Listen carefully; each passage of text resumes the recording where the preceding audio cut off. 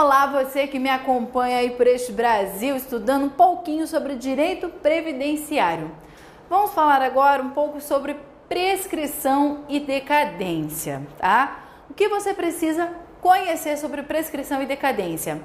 Prazos, início desses prazos e o fato gerador. O que acontece? Qual é o início para este prazo de decadência ou de prescrição? Primeiramente, falar rapidamente o que é prescrição e o que é decadência. Você vai ligar a prescrição com o direito processual, com o direito de ação, de agir. Então, processo. O direito, o INSS entrar com uma ação na justiça, vamos falar prescrição. Você entrar com uma ação contra em desfavor do INSS na justiça, vamos falar de prazo de prescrição. É o direito de exigir, de ter uma ação. Enquanto a decadência é perder o direito em si ou constituir um direito. Vai estar ligado com o direito material, tá ok? Então, essas são as principais diferenças entre prescrição e decadência. Você, meu querido, não precisa se aprofundar neste tema. O que você precisa conhecer é o fato, quando é uma questão de decadência, quais são os inícios deste prazo e qual é o prazo. É 5? É 10? É 2? Você só precisa conhecer isto. Então segue a tabela que está no seu material, que não tem segredo. É aí que vai aparecer. Assim que vai aparecer, vai ser cobrado no seu concurso. Perfeito? Então vamos falar primeiro então da decadência. Pode aparecer também como caducidade, tá ok? Então, primeiros prazos que a gente vai ver são os prazos da Receita Federal, da Secretaria da Receita Federal de constituir seu crédito se houver pagamento de tributo, tá? E da Secretaria de constituir seu crédito se não houver o pagamento nem declaração do tributo. Opa, como assim o crédito? Rapidamente, pensa na seguinte situação. Você é contribuinte. Você é o sujeito passivo. Você, como contribuinte individual, profissional liberal, exerce sua atividade por conta própria. Você é o sujeito passivo da obrigação tributária. Você é obrigado a pagar a contribuição social. A Receita, ela vai ser a credora, ela que pode exigir de você essa contribuição. Ela é sua credora e você é o devedor. Então, ela vai ter um prazo para constituir o crédito. Se houve o pagamento, não foi correto, ou se não houve o pagamento ou qualquer declaração de tributação, tá ok? Calma, não se apavore, também não precisa ficar se preocupando com tanto conceito tributário, tá ok? Cuidado aqui. A lei, ela vai trazer um prazo diferente, mas nós tivemos uma súmula, a súmula vinculante 8, que tornou os artigos inconstitucionais, que previam 10 anos. Agora, estes prazos aqui, a gente vai ter reduzido para 5 anos para a constituição do crédito. Então, pensa na seguinte situação. Você, como contribuinte individual, não pagou a sua contribuição. A Receita, ela vai ter o prazo de 5 anos para poder constituir este crédito. Isso é, opa, o fulano de tal não pagou e ele está me devendo. Depois ela pode ter um outro prazo para efetivamente cobrar, exigir de você, até mesmo judicialmente. Aí já vai cair para um prazo de prescrição. Quando que se inicia a contagem deste prazo? Aqui na primeira situação, da ocorrência do fato gerador. Eu exerci a atividade, existiu o fato gerador. E o fato de eu exercer atividade remunerada, estar exercendo uma atividade, um trabalho e existir a remuneração, aí está o fato gerador da contribuição, tá? Ou então de uma decisão definitiva administrativa. E no segundo ponto, do primeiro dia do exercício seguinte, em que o lançamento poderia ser efetuado. Presta atenção. Primeiro dia do exercício seguinte. Você devia em 2008, tá? Em 2009, uma tributação. O exercício seguinte é o ano posterior. Tá ok? Então, toma cuidado com isso, tá? Seguinte, então, efetuado também, 5 anos ele tem para poder constituir. Falar, opa, é o meu direito, deve ser pago esse tributo, tá ok? Então, formalizar isso. Passou esses 5 anos, perde-se o direito de falar que tem um crédito para receber, que você é devedor, que você está devendo, tá ok? Outros fatos, né? Prazos decadenciais. Então, temos um terceiro ponto, que é pleitear a anulação de decisão que denega restituição. Nós temos a questão da restituição, compensação, tá? A restituição, o que seria? Paguei a mais, contribuição. Pagando a mais, eu posso pedir a restituição do que eu paguei. Opa, vamos supor que você tenha pago acima do teto previdenciário a sua contribuição. Em vez de pagar sobre o teto, você pagou por um valor superior a este valor. Este valor que você pagou a mais não vai ser usado para nada. Então, você pode pedir a restituição desse valor, pode pedir também a compensação. Então esse valor que eu paguei a mais seja compensado nas minhas contribuições seguintes, sem problema nenhum. Então, a decisão que denegar a restituição, início da contagem do prazo da decisão administrativa que teve essa decisão, denegou, o prazo é 2 anos. Com relação à compensação, este prazo vira 5 anos, perfeito? Revisão da concessão. Opa, agora aqui a gente já está falando de prazos do INSS. O INSS, a qualquer momento, ele pode fazer a revisão de benefícios por ele concedido. Isso é, ele poderá, a qualquer tempo, verificar que ele fez o cálculo errado da sua aposentadoria por idade. Não era devida a aposentadoria. Ele pode revisar este benefício sem problema nenhum, a qualquer tempo, e anular também atos administrativos por ele tomado. A revisão da concessão de qualquer benefício começa-se a contagem do primeiro dia do mês seguinte ao do recebimento da primeira prestação ou, quando for o caso, o dia que ele tiver conhecimento da decisão indeferitória que indeferiu este benefício, tá ok? Anular atos administrativos a partir do momento desta decisão, do ato administrativo que foi tomado. Prazos aqui decadenciais de 10 anos, tá ok? Então, os prazos do INSS de decadência são sempre 10 anos. Questão de anular os atos administrativos. Eu peço que você tome cuidado numa seguinte situação. Então, o INSS, tá? Ele vai contar o prazo da data em que forem praticados, salvo má-fé. Claro, também 10 anos, como a gente já tinha falado. Como assim, salvo má-fé? Vamos supor que o sujeito tenha dado um desperto e fingiu que morreu, falsificou atestado de óbito. Aí a família foi lá, a sua esposa, a viúva, ela foi, pediu o benefício de pensão por morte. Foi concedida a pensão por morte. Aparentemente a documentação ok, certidão de óbito, ele era beneficiário. Então vamos supor, o malandro ficou ali uns meses pagando no teto, fingiu a sua morte e daí a sua viúva ficou recebendo. Aí foram curtir a vida, já tinha uma outra poupancinha, foram viajar, curtir essa aposentadoria. Passou mais de 10 anos, o INSS descobriu a fraude. A utilização de má-fé para concessão do benefício. Ele pode anular? Com certeza absoluta. Então, é a partir do momento aí que ele tomou conhecimento dessa fraude, mesmo que tenha passado os 10 anos, já tenha decaído, caducado esse direito, não tem problema nenhum. Ele vai poder anular este ato. Ele pode sim parar, anula a concessão da pensão. Pode processar eles depois? Claro que pode. Pode pedir a restituição dos valores que eles receberam por ter feito uma fraude. Infelizmente, uma situação constantemente que a gente vê aí no INSS, muitas fraudes previdenciárias. Perfeito? Então, visto esses prazos decadenciais, segue a tabela que é sucesso garantido. Vamos falar um pouquinho da prescrição? Me acompanhe. Então vamos falar um pouquinho agora do prazo de prescrição. É mais simples ainda para gravar. Prazo de prescrição, 5 anos, para o que a gente vai tratar aqui. Então, aqui vem uma ação, um direito de ação, de exigir, forçar realmente o pagamento, por exemplo, da contribuição.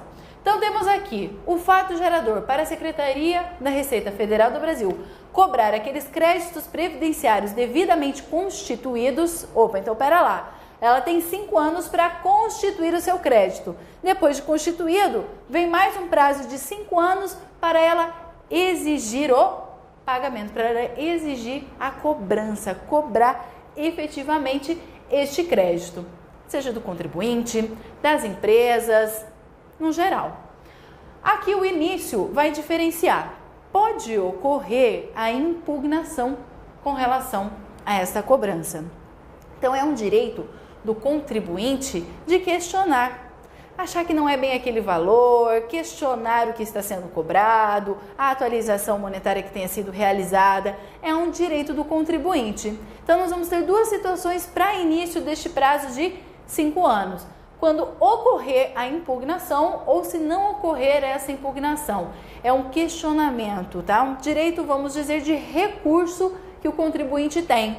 É o último recurso que ele pode lançar a mão, falar, não concordo. Beleza, foi constituído, tá falando que eu estou devendo 100 mil, mas eu acho que não é 100 mil não. E demonstrar isso e fazer esse recurso, essa impugnação. Então, se ele impugnar o prazo, 30 dias para ele efetuar essa impugnação, para ele questionar essa cobrança, este débito, ele impugna, começa a contar, então para exigência, podendo até mesmo judicialmente ser cobrado, a data da decisão do final do recurso administrativo. Então é feito, é analisado, é julgado. Então da decisão final deste recurso, aí começa a contagem do prazo de 5 anos. Quando não ocorrer a impugnação, sem impugnação, aí é o pós-encerramento o prazo do exercício desse direito de defesa, que será aqui 30 dias. O direito para ele impugnar. Passado 30 dias, o contribuinte ficou inerte, não tomou ação nenhuma, aí inicia esse prazo prescricional de 5 anos. E aí, passou prazo de decadência, passou prazo de prescrição, o que acontece? O direito não socorre quem dorme. Então, não teve a ação no momento devido, ela não constitui seus créditos no momento devido, não há mais o que fazer. Ela não cobrou aquele crédito devidamente constituído no momento devido, não tem o que fazer também, tá ok? Qual que é o segundo prazo de prescrição importante? Com relação a prestações vencidas ou restituições devidas pela Previdência. Claro que vai fazer o gerenciamento, Secretaria da Receita Federal do Brasil. A partir de que momento começa a contar este prazo? Decretada, data em que deveriam ter sido pagas toda e qualquer ação para haver prestações vencidas ou qualquer restituição ou diferença devida pela Previdência Social, 5 anos também. Segue essa tabela que não tem segredo, não tem erro. O prazo de prescrição fica muito fácil você lembrar. É 5 anos, tá ok? Diferencia um pouco com relação à decadência. Falou de prazo para benefício com relação ao benefício, prazo decadencial é de 10 anos. Prazo prescricional, 5 anos, tá ok? Prazo para a Receita constituir os créditos, 5. Cobrar, 5 também, tá ok? Grava a tabelinha que tá aí no seu material, segue ela que não tem segredo. Sucesso garantido se aparecer alguma questão aí de prescrição e decadência, perfeito? Vamos então para o próximo assunto. Vamos falar um pouquinho sobre obrigações acessórias. Então, nós temos as obrigações principais e temos obrigações acessórias. As obrigações acessórias, elas são prestações positivas, negativas, no sentido de fazer ou não fazer algo. São ações. Enquanto na principal é pagar a contribuição, por exemplo, qual que é a minha obrigação de contribuinte? Exercer atividade remunerada, sou filiada obrigatória, tenho a minha atividade profissional liberal, autônoma, sem vínculo nenhum, exerci atividade, eu estou filiada obrigatoriamente e devo contribuir. Essa é a minha obrigação principal, pagar. Porém, existem algumas situações que vai ter essas ações. Elas estão intimamente ligadas a essas obrigações principais. Para que possa cumprir com a obrigação principal, muitas vezes vai ter que se fazer essa acessória. Acessório acompanha o principal. Descumprimento é multa, considerado uma infração. Aí, o próprio Código Tributário Nacional prevê que no caso de não houver o cumprimento, não foram observadas essas obrigações acessórias, automaticamente ela já vai virar uma obrigação principal, vai ser aplicada uma multa, aí vira pecuniária, tem que pagar algo, vai pagar uma multa e é considerado uma infração. Então a lei, ela traz algumas situações que vão ser consideradas as obrigações acessórias, tá ok?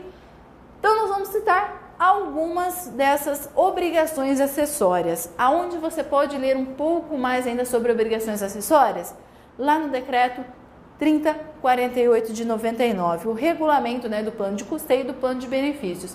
Lá você pode encontrar outras obrigações acessórias que são dispostas. Então, o primeiro ponto é a obrigação por parte das empresas e entidades a ela equiparadas preparar as folhas de pagamento, colocando os fatos geradores que foi pago, preparar todas as folhas de pagamento.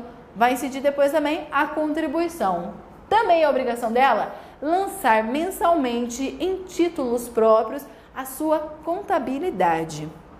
Lá vai estar os prestadores de serviços, fatos geradores, contribuições que foram efetivamente pagas e deverão ser pagas. Então, mensalmente, a empresa é obrigada a elaborar a sua contabilidade. Também é obrigada a prestar todas as informações requisitadas pela Secretaria da Receita Federal do Brasil. Pensa na seguinte situação: chega um auditor da Receita Federal, bate na porta da empresa e fala: quero dar uma olhada em todos os livros, quero checar a contabilidade de vocês. Pode impedir? Hipótese nenhuma. Ele tem todo o direito de entrar lá. Se ele achar alguma irregularidade ou qualquer impedimento, ele pode fazer o chamado lançamento de ofício. Ele já pode falar: ó, então não pude conferir, você está devendo tanto, né? Nós estamos aqui, achamos alguns conflitos, algumas situações, acho que você está devendo tanto. Não vamos entrando nessa questão, mas é obrigação da empresa prestar todas as informações que são solicitadas pela Receita Federal e permitir, inclusive, a entrada do auditor, que ele faça todo o check-up, leia, veja toda a documentação contábil da empresa. Também é obrigação da empresa declarar à Secretaria da Receita Federal, bem como ao Conselho Curador do FGTS, todas as informações referentes às contribuições previdenciárias que são de interesse do INSS e do Conselho. Hoje, os sistemas, tanto este Conselho, bem como INSS, Receita Federal, eles estão interligados, tá? Hoje, tá vindo tanto emaranhado, tá todo ficando tudo junto, misturando os sistemas. Eles vão cruzando informações. Então, meu querido, sonegar daqui a um tempo vai ser impossível, tá ok? Os sistemas cruzam as informações que são prestadas em um, em outro, vão cruzando as informações de todos os contribuintes de empresas. Mas continua sendo uma obrigação, ela vai prestar todas as informações que não são necessárias. Tem outras situações que fala também que é a obrigação da empresa afixar, por exemplo, né, nos seus quadros de documentos, né, quadros de avisos da empresa, a GFIP, né, daqueles funcionários de maior número, colocar, aficionar essas informações. Então, nós temos inúmeras obrigações por parte das empresas e entidades aéreas equiparadas. Temos uma obrigação também que, além da empresa, todos os contribuintes também devem fazer: exibir todos os documentos e livros referentes a contribuições. Aí fala, questões de serventuários da justiça devem demonstrar, síndicos, representantes, liquidantes. Pensa o seguinte: serventias de justiça, lembra-se também cartórios. Então, por exemplo, uma obrigação hoje dos cartórios do nosso país é informar os óbitos que tenham ocorrido. Então, todo dia 10 do mês, ele informa se houve óbito ou não registrado e repassa todas as informações para o INSS, por exemplo, tá? Então, vai tendo um controle muito grande. Morreu? Suspende a pensão, né? Já tem a informação, suspende a pensão. Para ninguém mais ficar dando despertinho de faleceu ali, né, um idoso, pega o cartão dele, tinha a senha, ele não sabia ir no banco e continua recebendo os valores por esse idoso.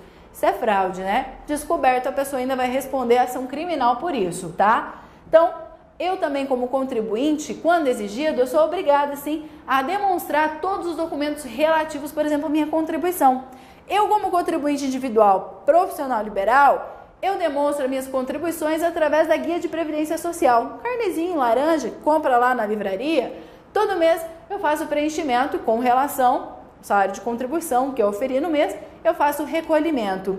Quando for requerer um benefício previdenciário, o INSS pode pedir para eu demonstrar as minhas contribuições, para que eu leve meus carnês para ele ver? Com certeza absoluta.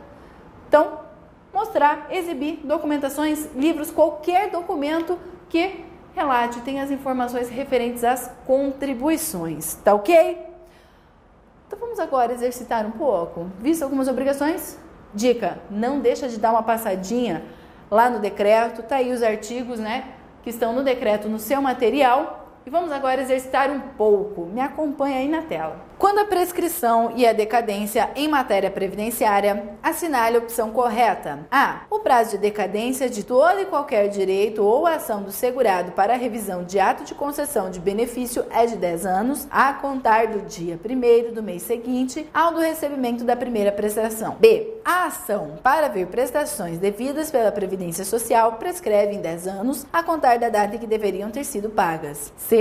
O direito da Seguridade Social de apurar e constituir seus créditos extingue-se após 10 anos contados da data em que se tornar definitiva a decisão que houver anulado, por vício formal, a constituição de crédito anteriormente efetuado. D. Adequadamente constituído, o direito de cobrar o crédito apurado devido à Seguridade Social expirará em 15 anos. Estou falando sobre prescrição e decadência. Vamos dar uma analisada nas questões? Está corretíssima. O prazo para a revisão de benefícios é de 10 anos. Perfeito. Prazo, o início, a questão correta. Mas vamos analisar qual é o erro das demais? A ação, para poder, ter as prestações devidas, ela não prescreve em 10 anos, e sim em 5 anos. Por isso ela está incorreta. O direito para a Secretaria da Receita Federal apurar os seus créditos, bem como constituir, é de 5 anos e não de 10 anos, como está falando ali a questão. Portanto, incorreta. Constituído o crédito, não irá prescrever, não se expira em 15 anos, e sim em 5 anos. Por isso também está incorreta. Então vamos agora para a próxima? Me acompanhe na tela. Constituem obrigações acessórias das empresas de acordo com o regulamento da Previdência Social, exceto a. Preparar folha de lançamento da remuneração paga devida ou creditada a todos os segurados a seu serviço, devendo manter em cada estabelecimento uma via da respectiva folha e recibos de pagamento. B. Lançar mensalmente, em títulos próprios de sua contabilidade, de forma discriminada, os fatos geradores de todas as contribuições, um montante das quantias descontadas dos empregados, dos contribuintes individuais e das empresas prestadoras de serviços, as contribuições da empresa e totais e recolhidos. C. Fornecer ao contribuinte individual que lhe presta serviços comprovante do pagamento de remuneração com a identificação completa da empresa, o valor da remuneração paga, o desconto da contribuição efetuado, o número de inscrição do segurado no INSS e o compromisso de que a remuneração paga será informada na AGFIP, bem como que a contribuição correspondente será recolhida. D. Prestar à Receita Federal do Brasil todas as informações cadastrais, financeiras, contábeis de interesse desta na forma por essa estabelecida, bem como os esclarecimentos necessários à fiscalização. E exibir à fiscalização da Receita Federal do Brasil, quando intimada para tal, todos os documentos e livros e as formalidades legais intrínsecas e extrínsecas relacionados às contribuições sociais, salvo na hipótese em que, justificadamente, tais documentos e livros estejam fora da sede da empresa. Então a questão copia e cola texto de lei, isso é, pegou o artigo, pegou lá os dados do regulamento, do decreto e simplesmente jogou na questão e pediu para você qual que não constitui uma obrigação acessória da empresa. Vamos analisar então qual não constitui? A letra E é o que não constitui. As demais situações, demais alternativas são sim consideradas obrigações da empresa e estão lá na lei. Porém a E, o que deixa ela incorreta é quando fala ali, salvo quando justificadamente esses documentos e livros estão fora da sede da empresa. Não pode desaparecer, não pode ir para a casa do sócio, não pode viajar com ela. Não, é para ficar na empresa essa contabilidade, todo documento, informações relativas às contribuições. Qualquer momento, se o auditor bater lá na empresa, tem que estar lá, está tudo em ordem para que possa fazer a conferência. Perfeito? Então é aí que deixa essa questão incorreta. Vamos para a próxima? Me acompanha aí na tela. considerando-se que determinado contribuinte tenha deixado de pagar uma contribuição previdenciária relativa ao mês de novembro de 2008 e que esta contribuição não tenha sido objeto de qualquer lançamento tributário, é correto afirmar que o direito da administração pública constituir o respectivo crédito decairá em a. janeiro de 2014, b. novembro de 2018, c. dezembro de 2018, d. janeiro de 2013 e e. dezembro de 2013. Então aqui ela coloca uma situação para te deixar um pouco confuso. O que fala ali? Ele deixou de pagar uma contribuição relativa ao mês de novembro de 2008. E aí, quando que vai poder fazer a constituição do respectivo crédito? Isso é, constituir o respectivo crédito decairá prazo de decadência. Então vamos analisar ali qual é a data? O prazo que nós vimos é de 5 anos o prazo de decadência, contado do exercício posterior. Está lá no artigo 173 do CTN, então vai buscar uma regra até lá do direito tributário. Então poderia te deixar um pouco confuso, mas seguindo a tabela dava para matar. Lembra que eu falei do exercício posterior? Portanto, vai ser janeiro de 2014. Não foi constituído quando deveria ser constituído, ali em 2008. Portanto, começa a contar o prazo no exercício de janeiro de 2009. 10, 11, 12, 13, 14. Então, se esgota o prazo em janeiro de 2014. Questãozinha pegadinha. E aí, para você nunca mais errar se aparecer uma dessas. Tá ok? Bons estudos para você e nos vemos numa próxima. Até mais.